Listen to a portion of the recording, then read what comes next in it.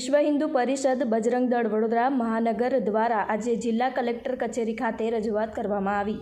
સાંસદ પપ્પુ યાદવ, કોંગ્રેસ પ્રમુખ મલ્લિકાર્જુન ખડગે અને સાંસદ રાહુલ ગાંધીએ અયોધ્યા સાંસદ અવધેશ પ્રસાદ અને સમાજવાદી પાર્ટીના પ્રમુખ સામે કેસ દાખલ કરવા અને જેમણે સદન સંકુલમાં સંતોનો ભેદ ધારણ કરી સનાતન સંસ્કૃતિ પર હુમલો કરવા માટેનો જે નાટક કર્યું હતું, જેને લઈને આજે વડોદરા શહેરના તમામ સનાતની હિન્દુ સાધુ સંતો અને યુવાનો દ્વારા કલેક્ટર કચેરી ખાતે કરવામાં આવ્યા હતા અને જિલ્લા કલેક્ટર કચેરી ખાતે પહોંચેલ રજૂઆત કરવામાં આવી હતી કે સંસદ પરિષદમાં સાંસદ પપ્પુ યાદવ ભગવા વસ્ત્રો ધારણ કરી રામ મંદિર દાન ચોરી અંગે કરેલા વિરોધ પ્રદર્શન સામે હિન્દુ સંતોમાં ભારે રોષ વ્યાપ્યો છે। હિન્દુ ધર્માચાર્યએ આ પ્રદર્શનને સનાતન ધર્મ, ભગવા વસ્ત્ર અને ભગવાન શ્રી રામનું ઘોર અપમાન ગણાવ્યું હતું। તેમણે મહામહિમ રાષ્ટ્રપતિ અને લોકસભા સ્પીકર પાસે પપ્પુ યાદવનું સાંસદ પદ તાત્કાલિક રદ કરવાની અને તેમની સાથે જોડાયેલા તમામ લોકો સામે કડક કાનૂની કાર્યવાહી કરવાની માંગ કરી છે। તેમણે ઉમેર્યું કે પપ્પુ યાદવે સંતો અને સનાતન ધર્મના ચરણોમાં ઝૂકીને ક્ષમા માંગવી જોઈએ। Reporter Rahul Rajput, वायने news, Vadodara.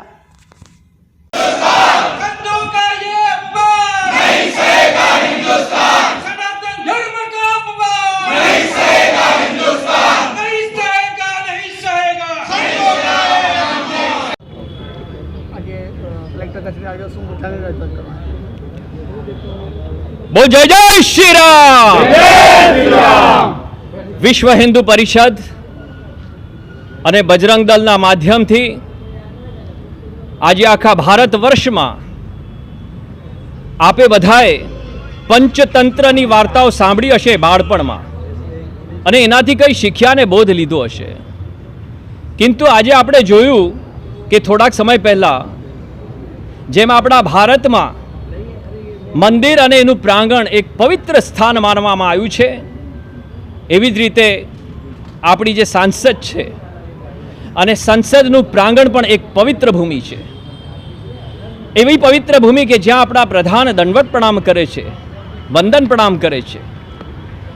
એવી પવિત્ર ભૂમિમાં એ પંચતંત્રની વાર્તાની જેમ બોધ લઈને અને 5 જણાની ટુકડીએ જે ષડયંત્ર કર્યું છે, એના માટે આજે અમે વિશ્વ હિન્દુ પરિષદ, બજરંગ દળ અને તમામ હિન્દુ સંગઠનો, હિન્દુ સનાતનીઓ તરફથી એક પંચ મંત્રનું લઈને આવ્યા છે અને આ પ્રભુ મર્યાદા પુરુષોત્તમ શ્રી રામચંદ્રજીની એ પવિત્ર ભૂમિ છે કે જ્યાં રામ રાજ્યનું સ્થાપન થયું। રામ રાજ્ય એટલે સબકા સાથ સબકા વિકાસ, અને જ્યાં આપણે સ્વપ્ન જોઈ રહ્યા છે કે આ ફરી રામ રાજ્યમાં પરિવર્તિત થાય। મહાત્મા ગાંધીજીએ આ રામ રાજ્યનું સપનું જોયું અને અંતિમ શ્વાસે બી હે રામ બોલીને આપ અહીંયાથી પ્રસ્થાન કરી ગયા। તો મિત્રો, મારે આપને એટલું જ કહેવું છે કે આ રામ રાજ્યનું સપનું જોતા કે જે મર્યાદા પુરુષોત્તમ પ્રભુ શ્રી રામચંદ્રજીના ચરણ શરણ માટે હજારો કરોડો ઋષિ મુનિઓને આજે પણ પ્રત્યેક સનાતની, પ્રત્યેક હિન્દુ, પ્રત્યેક ધાર્મિક ભક્ત એમના ચરણ શરણને પામવા માટે સમર્પિત છે, ત્યાં આ પંચ ટુકડી જે છે ષડયંત્ર યોજનારી, એ લોકો પ્રભુ શ્રી રામચંદ્રજીના સ્વરૂપને ચરણમાં ધરે છે અને બી ક્યાં? આપણા અખંડ મહાન ભારતના સંસદના પવિત્ર પ્રાંગણમાં। આ જે અપમાન છે અને એ પણ ભગવાધારી વેશ ધરીને, આ બિલકુલ અસહ્ય છે, આ બિલકુલ આપરાધિક છે। આનું પ્રાયશ્ચિત આ પંચ ટુકડીએ કે એમની કઠપુતલીઓએ પ્રત્યેક હિન્દુ સનાતન વૈદિક ધર્મના ભક્તો, પ્રત્યેક ભારતના નાગરિક અને પ્રત્યેક જનમાનસથી માફી માંગીને, નાક રગડીને અને પ્રાયશ્ચિત કરવાની જરૂર છે। બીજું આપને એ કહેવા માંગુ છું કે આ લોકો બહાર નીકળીને કહે છે કે આખું તંત્ર હલાવી દીધું।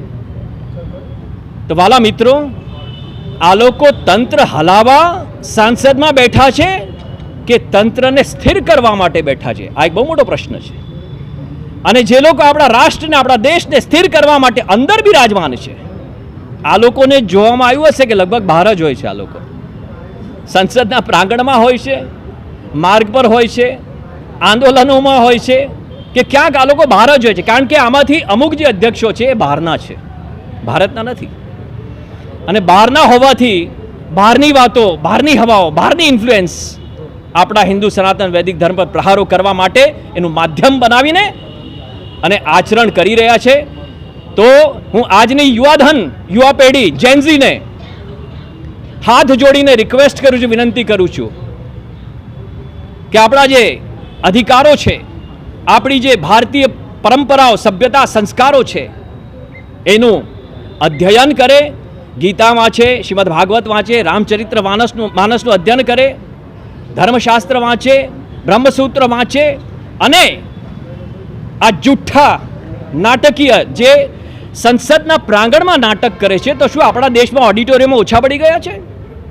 અને ત્યાં નાટક ભજવતા હોય છે આવા નાટકીયો વ્યક્તિઓને, આસુરોને આપણે સંસદમાંથી પણ બહાર કાઢવા જોઈએ અને સનાતન સંસ્કૃતિમાંથી બી બહાર કાઢવા જોઈએ, એવો અમારો સંકલ્પ છે. આ સાથે Subscribe now and press the bell icon. Never miss an update.